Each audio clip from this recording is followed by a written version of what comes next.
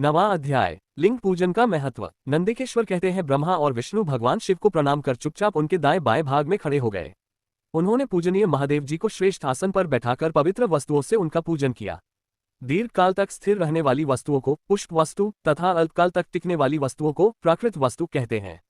हार, नूपुर, केयूर, किरीट, मणिमय कुंडल, यज्ञोपवीत, उत्तरीय वस्त्र, पुष्पमाला, रेशमी वस्त्र, हार, मुद्रिका, पुष्प, तांबूल, कपूर, चंदन एवं अगरू का अनुलेप, धूप, दीप, श्वेत छत्र, व्यंजन, ध्वजा, चवर तथा अनेक दिव्य उपहारों द्वारा, जिनका वैभव वाणी और मन की पहुंच से परे था, जो केवल परमात्मा के योग्य थे, उनसे ब्रह्मा और विष्णु ने अपने स्वामी महेश्वर का पूजन किया।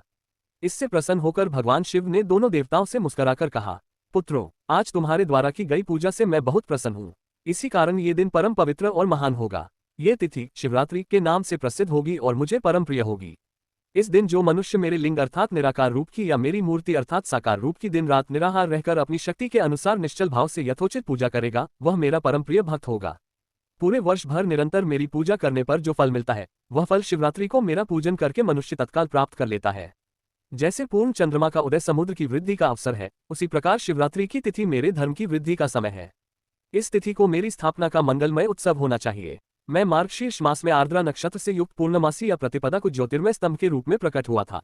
इस दिन जो भी मनुष्य पार्वती सहित मेरा दर्शन करता है अथवा मेरी मूर्ति या लिंग की झांकी निकालता है, वह मेरे लिए कार्तिकेय से भी अधिक प्रिय है। इस शुभ दिन मेरे दर्शन मात्र से पूरा फल प्राप्त होता है। यदि दर्शन के साथ मेरा पूजन भी किया जाए तो इतना अधिक फल प्राप्त होता है कि वाणी द्वारा उसका वर्णन नहीं किया जा सकता। लिंग रूप में प्रकट होकर मैं बहुत बड़ा हो गया था, अतः लिंग के कारण ये भूतल लिंग स्थान के नाम से प्रसिद्ध हुआ। जगत के लोग इसका दर्शन और पूजन कर सकें, इसके लिए यह अनादि और अनंत ज्योति स्तंभ अथवा ज्योतिर्मय लिंग अत्यंत छोटा हो जाएगा। ये लिंग सब प्रकार के भोग सुलभ कराने वाला तथा भोग और मोक्ष का एकमात्र साधन है। इसका दर्शन, स्पर्श और ध्यान प्राणियों को जन्म और मृत्यु के कष्ट से छुड़ाने वाला है। शिवलिंग के यहाँ प्रकट होने के कारण ये स्थान अरुणाचल नाम से प्रसिद्ध होगा तथा यहाँ बड़े बड़े तीर्थ प्रकट होंगे। इस स्थान पर रहने या मरने से जीवों को मोक्ष प्राप्त होगा। मेरे दो रूप हैं, साकार और निराकार। पहले मैं स्तंभ रूप में प्रकट हुआ, फिर अपने साक्षात रूप में। ब्रह्मभाव मेरा निराकार रूप है तथा महेश्वर भाव मेरा साक्षात रूप है। ये दोनों ही मेरे सिद्ध रूप हैं। मैं ही परब्रह्म परमात्मा हूँ। जीवों पर अनुग्रह करना मेरा कार्य है। मैं जगत की वृद्धि करने वाला होने के कारण ब्रह्म कहलाता हूँ। सर्वत्र स्थित होने के कारण मैं ही सबकी आत्मा हूँ। सर्ग से लेकर अनुग्रह तक जो जगत संबंधी 5 कृत्य हैं, वे सदा ही मेरे हैं। मेरी ब्रह्मरूपता का बोध कराने के लिए पहले लिंग प्रकट हुआ, फिर अज्ञात ईश्वरत्व का साक्षात्कार कराने के लिए मैं जगदीश्वर रूप में प्रकट हो गया।